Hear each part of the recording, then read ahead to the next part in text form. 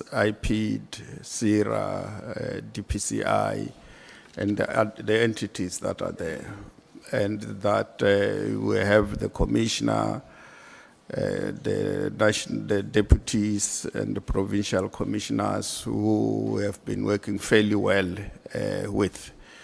And of course, I did say that we are not a perfect institution. There are challenges, but these are men and women that I believe we can make our own contribution to the fight against crime in the country. So those are the issues that I touched on in my briefings with him. Yeah, perhaps I was asking more about some of these briefings that would have been structured, where you go to a meeting and presentations are made by various units and various sections within the police. Say for an obvious example on finance and how the budget works and how that's allocated and so on. Yeah, thank you. We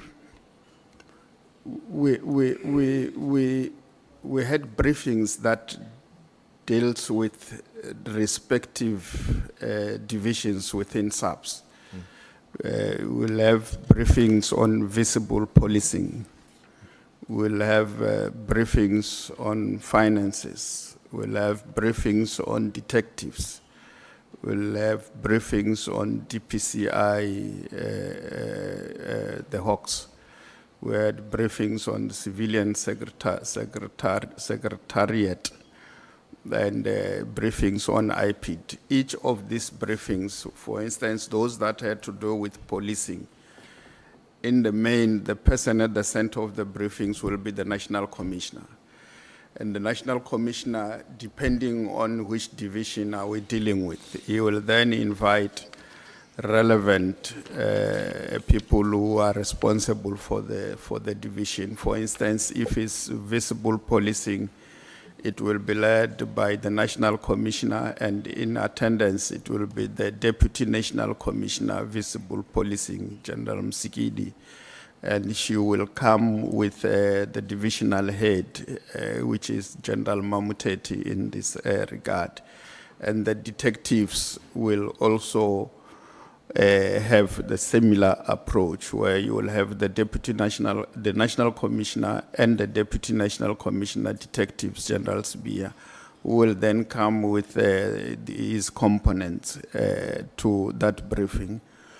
If the briefing also involves the crime intelligence, the National Commissioner will come with General Sibia, the DNC, and the Divisional Commissioner, which is General Kumalo, who will then do the detailed briefings of that specific item. When we dealt with human resource development, it will be the National Commissioner, it will be the acting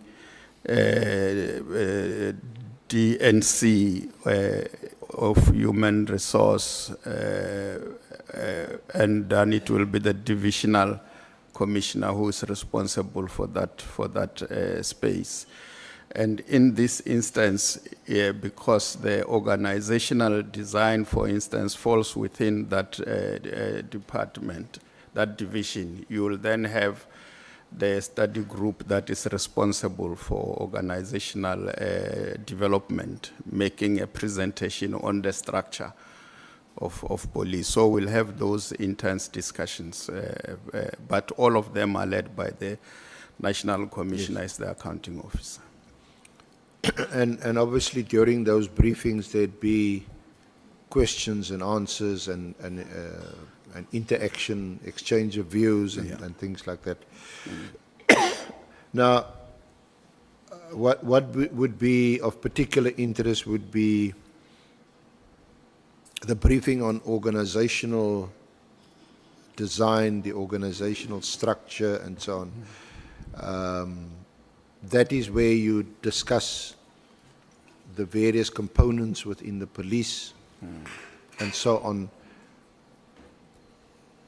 Was there any specific focus on any of the dedicated task teams. We know within SAPS, and in fact you must confirm with us whether some of these task teams still exist, like for example child trafficking, abduction, mining, extortion.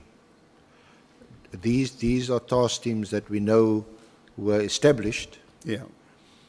To your knowledge, do they still exist? Yes, they do. Now, those task teams, and of course you know where I'm heading, the political killings task team. If you discuss the organogram Yeah. and the organizational structure, they wouldn't necessarily appear on the board or wherever the president. No.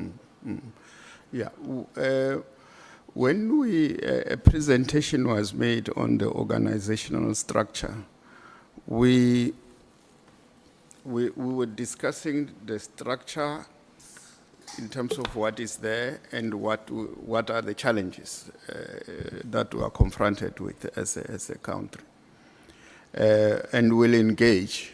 And in the process of discussions with the officials, we then arrive at a determination, for instance, around the inspectorate, where we resolve that in terms of the structure and where we are, we need more men and women on the ground to fight crime. And we therefore resolve that we don't need to continue with the inspectorate, because the function that they perform is a function that the civilian secretariat, they can easily perform that function, because they do visit police station to look at their operations and their functionality. So we then agreed to do away with that structure, and the personnel involved there is going to be placed in different responsibilities.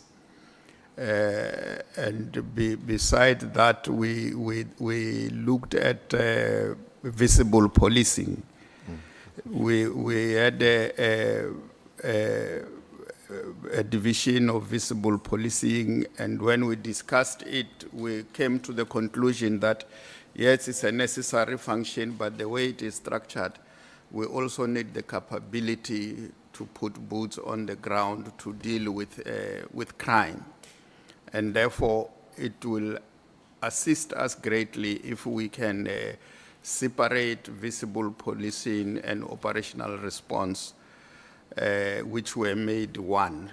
And we then separated them. And we said, if we can structure ourselves in this way, we can become more effective in dealing with the problems or the challenges that we are confronted with. So broadly, that is how we discussed the new organizational structure, which was signed off, I think, this is somewhere this year, May. I'm not sure of the exact date, but it took a while to finalize, because you must consult with the unions and everybody concerned until you all agree this is the structure that you want to have. Was there any discussion about integrating or reintegrating some of these task teams into, for example, murder and robbery? Because that is the one category component that you have. Yes, we did talk of strengthening murder and robbery, because that's our biggest problem. You have many people who get killed in the country. One which it creating a lot of problems, like the killing of traditional leaders. The House of Traditional Leaders have had engagement with us around that matter. So, and it's that and the killings that are taking place in the country, the Cape Flats, we have been here, communities are complaining about that. So we felt we must strengthen murder and robbery unit. so that we can become effective in terms of the investigative capacity of our detectives around murder-related crime in the country. Can you recall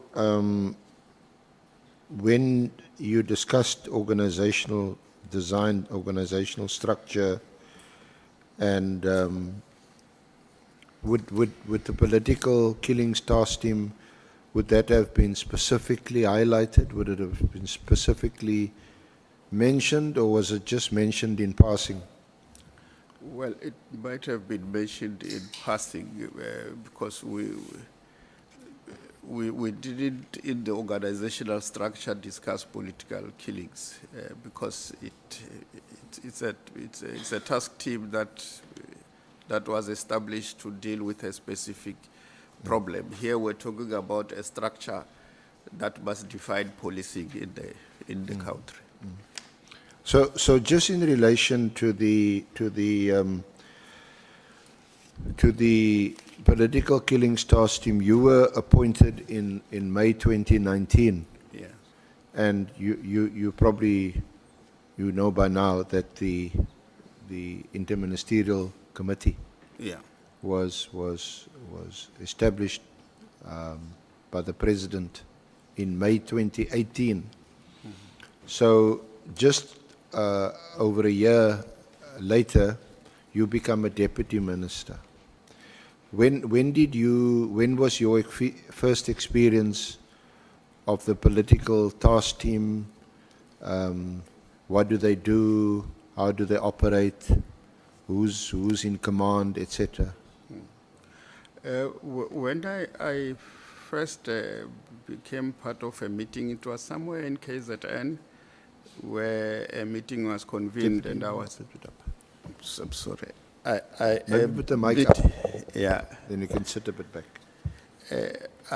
I was invited to a meeting in KZN where a briefing was done by the political killings task team. The interministerial committee of this team was taken mainly from the JCPS cluster ministers. The Minister of Justice and the Minister of Police were part of this ministerial committee, and below them were the operatives, where you had detectives and the prosecution authority comprising this team, which one might call a multidisciplinary team. And it also included the DPCI in that. So that was the team and how it was composed. The interministerial committee was the one that was politically responsible for the team in the 6th administration. Would you, these interministerial committee meetings, they weren't frequent, they would be at most twice a year? Yeah, no, they were not frequent. Yeah. Would you attend these meetings? I have attended 2 of them that I can recall, yes. In your capacity as a deputy, or do you actually stand in for the minister? I went in with the minister per his invitation. And of course, if the meeting is convened in his absence, then he will ask that I should attend. But what I recall are 2 meetings that I attended with him. And at these meetings and the ones that you attended, you'd get a briefing from the political killings task team? Yes. The operatives will be there and they will brief us about the work that they are doing. Is that where you know Lieutenant General Mkhonazi and Lieutenant General Khumalo? I think maybe at the time he would have been a brigadier general. Well, Lieutenant General Mkhonazi, I've known him before I went to attend the meeting of the PKTT. Yes, Khumalo, I met him for the first time there when I went to KZN, and there was a briefing, and he was in attendance. And what was your experience of them briefing you and telling you what they're doing, whether they're achieving any success? Well, the effectiveness of the team is not in question. They did an excellent job. Since they were instituted, there was progress around killings of activists, what one might call political killings that took place. There were progress. In fact, the effectiveness has never been an issue that was questioned within the space. And when you said it was never in question, it never rose at all in your discussions with former Minister Cele? No. That question was never asked. Beyond question. Yeah, they were doing their job, and I believe they were doing a good job. Okay. We know from former Minister Cele that the last briefing to the IMC, the Interministerial Committee, was in March of 2024. Was that before the elections? Yeah. So, did you attend that one? Yes, I did in KZN, yeah, at the Provincial Commissioner's Office. Okay. And there was, did it follow the same format? There's a presentation to the IMC, and there's questions, I suppose, questions, answers, and so on. And what was your feeling when you left that meeting as far as the political killings task team is concerned? Well, the meeting went well, and I didn't get an impression that there are problems around the team. I think everybody was happy with what was presented and what they were doing. Okay. So, just to continue along that narrative, since it's also our focus, then we have the elections, and Minister Mkhunu is appointed, and Minister Cele is disappointed. But we know, of course, why was he's given an explanation why he wasn't appointed.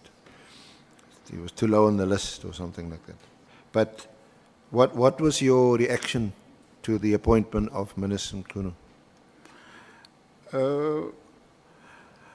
Well, as I said earlier on, I was happy that he has been appointed minister, and that I was appointed deputy minister, and I was grateful that somehow the universe was aligned, that even though I have lost General Cele, whom by then we were working extremely well together, but I was given somebody else that I knew and that I've worked with, and I believed that we were going to make a good team. Did Minister Mkhunu have any specific discussions with you and or Deputy Minister Boshielo in relation to the political task team between July 2024 and December 2024? Well, we have had. You see, come again with the question, Senior Counsel. Did Minister Mkhunu have any specific discussions with you or meetings with you and or Deputy Minister Boshielo in relation to the political killings task team between July 2024 and December 2024.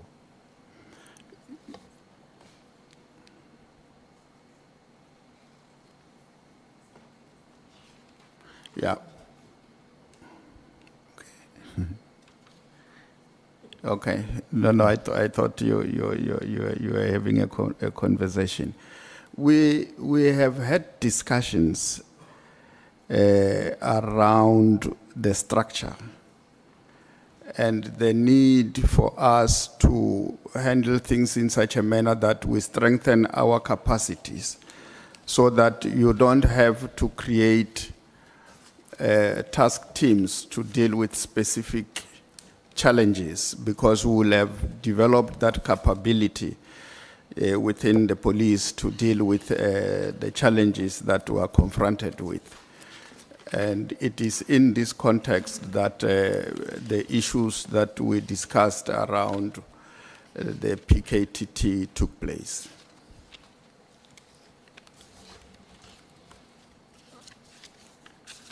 In Minister Mkhunu says that you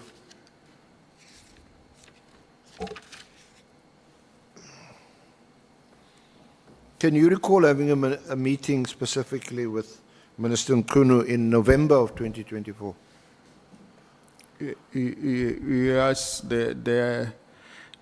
I might not. We have had many meetings with him. So Well, I'm talking about the task team. That's why I said we did discuss the task team as we were discussing the problems that the structure and how we think the structure must be structured and how we must strengthen certain units like murder and robbery, so that we are able to address the problems of murder in the country. Because the political killings task team, it's a team that came as a result of the murder that was taking place amongst, which are politically related. That's why it was called political killings task team, but it is murder. And there was also the problem of the killing of traditional leaders, which is not political. It is murder as well. And killing of ordinary South Africans, because either it's a robbery or gang-related matters, which is murder. And the rate at which we resolve these crimes is worrisome.